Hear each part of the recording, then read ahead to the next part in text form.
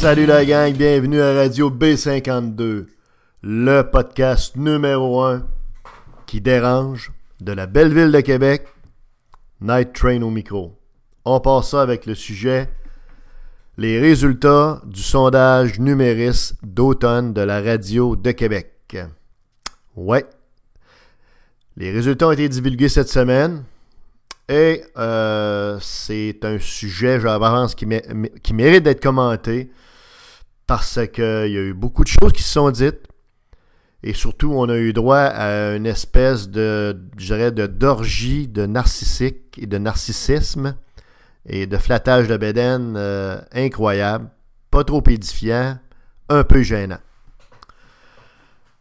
Ce qu'on veut vous dire à la B52, c'est un certain nombre de constats, un certain nombre de faits saillants qui n'ont pas été nécessairement mentionnés par les têtes d'affiche des radios de Québec ou dans les journaux de Québec. Des faits saillants qui sont très importants, qui sont majeurs, parce que ce sondage-là révèle beaucoup plus qu'il n'en paraît. Alors, on passe ça. Fait saillant numéro 1. Le ton. Le ton de beaucoup de commentateurs des radios parlées. Un ton qui malheureusement, des fois était correct, mais souvent qui était acrimonieux. Revanchard, on voit qu'il y a des tensions, il y a des petites batailles d'ego entre ces personnes-là, le ton un peu juvénile, des coups bas, des petits coups d'un mollet qui sont donnés également, des fois pas très élégants sur la forme de Twitter, de toutes sortes de choses. Vraiment, là, avec pas d'un âge mental très, très plus élevé que 5 à 6 ans, mettons, t'sais. C'était « I'm okay, you're not okay ». Bref, tout ça, c'était beaucoup de gros égos là, qui se laissaient aller à leurs états d'âme. Ça faisait vraiment provincial. Ça faisait radio secondaire 5, peut-être de cégep. Mais bref, c'était pas beau à entendre le plus souvent qu'autrement, malheureusement. Donc, le ton, too bad. Vraiment pas fort. Deuxième constat, tout le monde est numéro 1. Vous écoutez les radios, un poste de radio ou un autre, il était numéro 1. Il y en a un qui était, je sais pas, moi, numéro 1 dans le marché central, l'autre dans le marché total.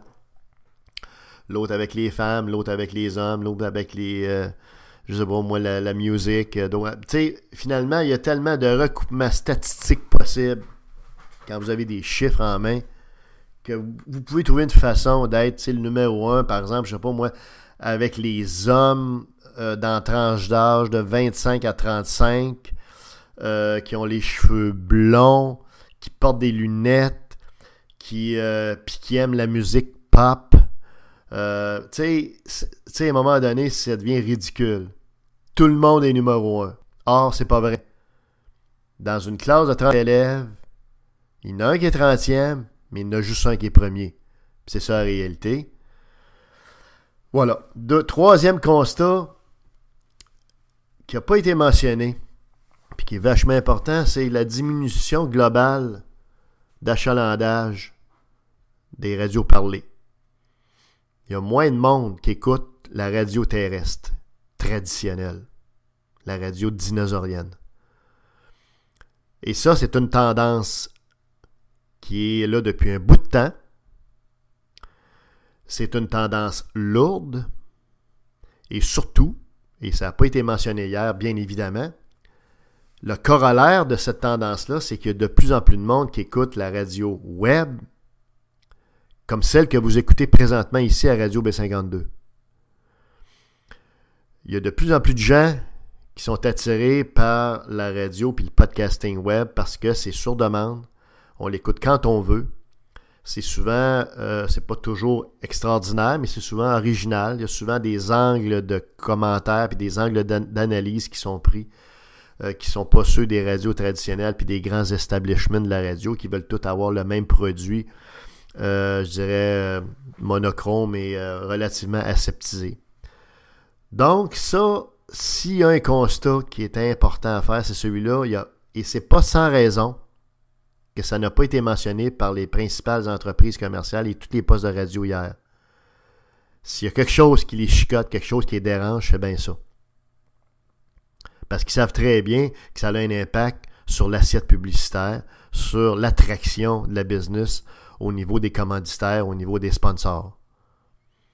Donc, troisième constat important. Quatrième chose, il y a beaucoup de résultats qui sont, pour beaucoup d'émissions qui sont dans la même, mettons, dans la même tranche d'heure, qui sont assez even, qui sont assez égaux. Il y a beaucoup de résultats rapprochés, si vous voulez, en 2, 3, 4, puis même 5 postes de radio.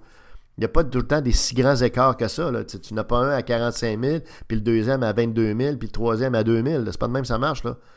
Ils sont tous pas mal souvent collés dans le même tapon. Là. Plusieurs, en tout cas, les principaux. Et ça, qu'est-ce que ça veut dire?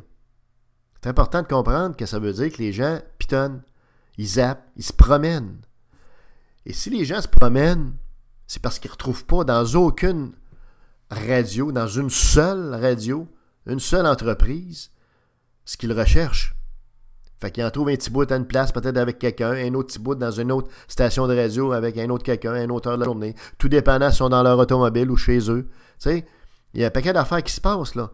Mais le bottom line, les gens se promènent. La clientèle est beaucoup plus volatile. Et la clientèle, je le répète,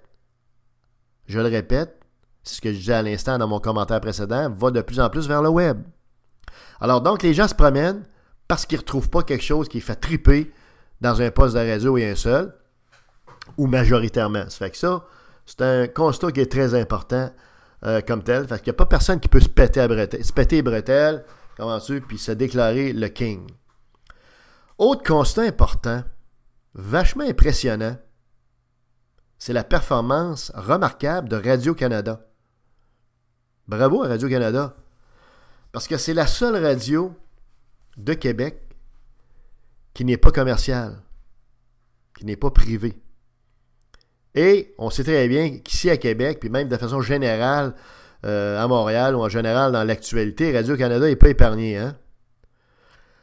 Puis ici à Québec, vous savez, hein, les radios privées vont souvent qualifier cette radio-là de radio de fonctionnaire, de produit qui est un peu aseptisé. Puis en tout cas, les commentaires sont pas vraiment édifiants à l'égard de Radio-Canada. Or, Radio-Canada est premier le matin avec l'émission de M. Bernatchez dans le marché central de Québec. Et le marché central, c'est le marché le plus lucratif en passant. Même si ce n'est pas ça la mission de Radio-Canada, c'est le marché central qui est celui où les radios privées désirent être premiers. C'est pas le marché global, parce que vous vendez pas mal moins de pubs dans le commerce de meubles de Saint-Georges-de-Beauce qu'ici chez Tanguay Meubles. On comprend, là? C'est ça la réalité. Donc, Saint-Georges n'achète pas de pub ici à Québec. Ils ne viendront pas voir aucun poste de radio privé à Québec pour vendre leurs meubles, leurs chars ou n'importe quoi. Donc, c'est le marché central qui est important d'un point de vue business. Et Radio-Canada score bien aussi la fin de semaine. Et ce qui est notable, c'est qu'il y a des émissions réseau qui viennent de Montréal, donc, qui sont très populaires, le samedi notamment, le matin et d'autres périodes de la journée. Bref, Radio-Canada overall fait vraiment une performance incroyable. Et moi, mon analyse, c'est qu'il y a de plus en plus de gens qui se réfugient vers Radio-Canada parce qu'ils sont insatisfaits, déçus ou tannés de la radio de coup de gueule, de la radio un peu abrasive, des radios privées de Québec, qui cherchent toujours à confronter, qui cherchent toujours le mouton noir, qui cherchent toujours à...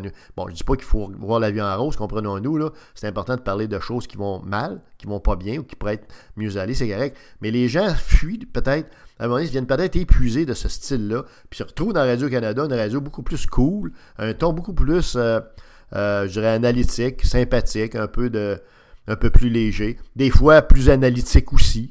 À Radio-Canada, vous avez même des émissions humoristiques, je ne les nommerai pas, vous les connaissez, au moins une couple d'émissions très drôles, pour ceux en tout cas qui aiment le style. Bref, vous retrouvez à Radio-Canada différentes formules, mais au total, un style beaucoup plus soft, beaucoup moins hard que dans les radios privées, et il y a de plus en plus de gens donc, qui écoutent Radio-Canada en vertu de ça. Donc, c'est un déni, je pense, d'une tranche importante de la population de Québec au style au style direct des radios privées et un style des radios privées qui est relativement uniforme d'une radio à l'autre. Ils sont pas mal tous dans le même ballpark, dans le même carré de sable à bâcher. Autre constat, la musique augmente en popularité. Eh oui, les radios musicales ont augmenté leurs chiffres de façon notable. Alors ça aussi, ça veut peut-être dire que les gens, oui, elles talk, mais oups, il y a peut-être encore une fois des gens qui deviennent un petit peu tannés puis qui veulent juste avoir un peu une bonne musique, rock, pop, musique qui écoutent sur le web, mais sur la radio en écoutant leur radio en leur automobile ou quoi que ce soit. Alors, ça veut dire que peut-être que de voir dans le fond le créneau de ton poste de radio, soit trash, pas trash, excusez, quel lapsus, ou soit talk ou music, ben c'est peut-être simplificateur. Peut-être si tu apprends un mix des deux. Je sais qu'actuellement, il y en a qui l'essaient, c'est pas facile. Mais peut-être qu'il y a des gens qui aiment ça, avoir, oui, une coupe de tête d'affiche, mais après ça, avoir de la bonne musique actuelle, je le répète, j'ai rien contre Paul Piché. Et puis, beau dommage, mais ça fait longtemps que tout ça est bon, tu sais. Alors, moi, j'ai l'impression qu'il faut repenser un petit peu les choses. Alors, bravo à ceux qui persistent dans la musique. Autre constat intéressant, c'est le clivage générationnel qui est fait par beaucoup d'animateurs, selon les strates d'âge, les 25-35, les 55-65, les 65-80, puis les 45, en tout cas. Puis selon les générations aussi, tu as la génération Y, la génération des baby boomers, les X, les millenniums, tu sais.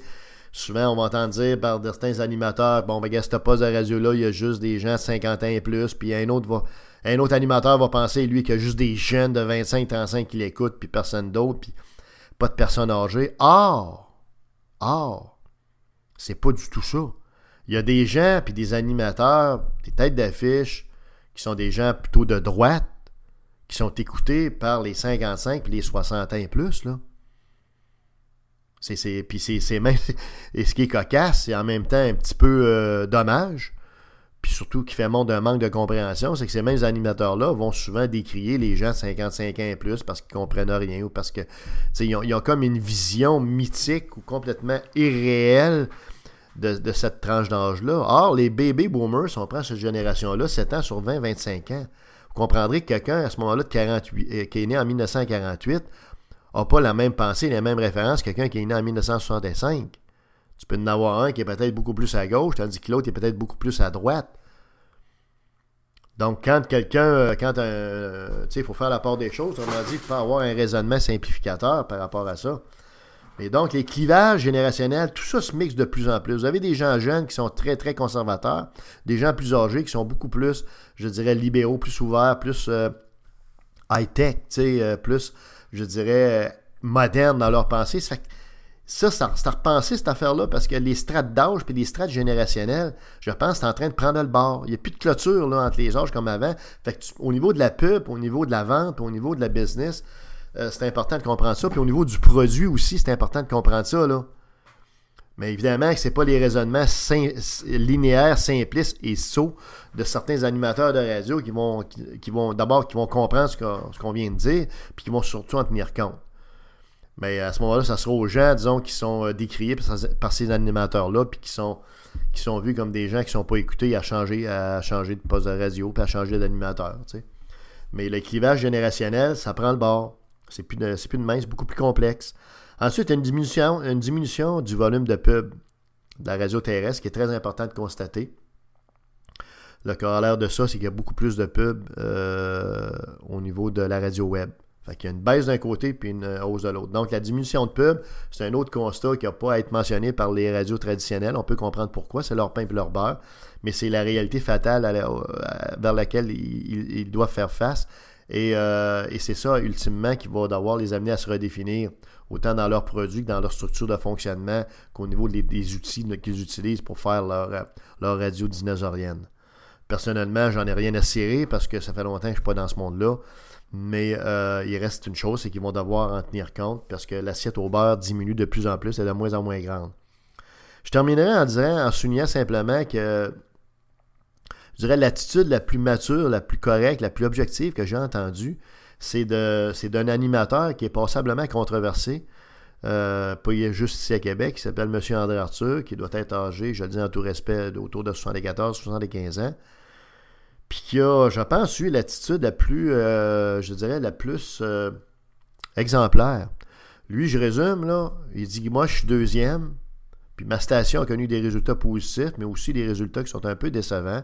Fait qu'au total, on n'a pas à pavoiser, là. Je suis deuxième. Puis il a tout simplement précisé, moi, quand je suis deuxième, c'est un échec. Il dit, moi, je fais de la radio pour être premier. OK? Fait que j'ai pas de raison de me péter les bretelles. Ensuite, il n'est pas allé au party, je pense, de leur poste de radio, et encore pour la même raison. Regarde, on n'a pas des résultats qui nous amènent. Tu sais, en résumé, quand tu gagnes le Super Bowl, quand tu gagnes la Coupe Stanley, quand tu gagnes la Coupe Vanier, là, tu peux te permettre de fêter. Là, tu peux te permettre de vraiment triper puis de faire, tu sais, party time malade solide. Mais quand c'est pas le cas, tu fêtes pas. Donc, chapeau à M. Arthur, parce que c'est peut-être le seul qui a eu une attitude, je dirais, un peu plus responsable et respectueuse des auditeurs. En terminant, je dirais que la radio dinosaurienne, la radio traditionnelle, est en déclin. Ils ont un défi dans eux autres. Je ne sais pas comment ils vont s'y prendre. Puis très franchement, là, c'est pas quelque chose qui nous préoccupe tant que ça. Mais pour les gens qui y travaillent, on souhaite de mal à personne. On ne souhaite pas que personne perde de job. Il va d'abord y avoir un ménage. Il y a trop de radios parlées à Québec. Manifestement pour la taille du marché. Pour la taille de la pub aussi. L'assiette qui diminue, comme je vous disais. Et ils vont devoir se redéfinir. En attendant, continuez à nous écouter à la radio web. C'est l'avenir, c'est le présent, mais c'est l'avenir surtout. Merci de nous écouter en plus grand nombre, toujours plus. C'était Radio B52, Night Train.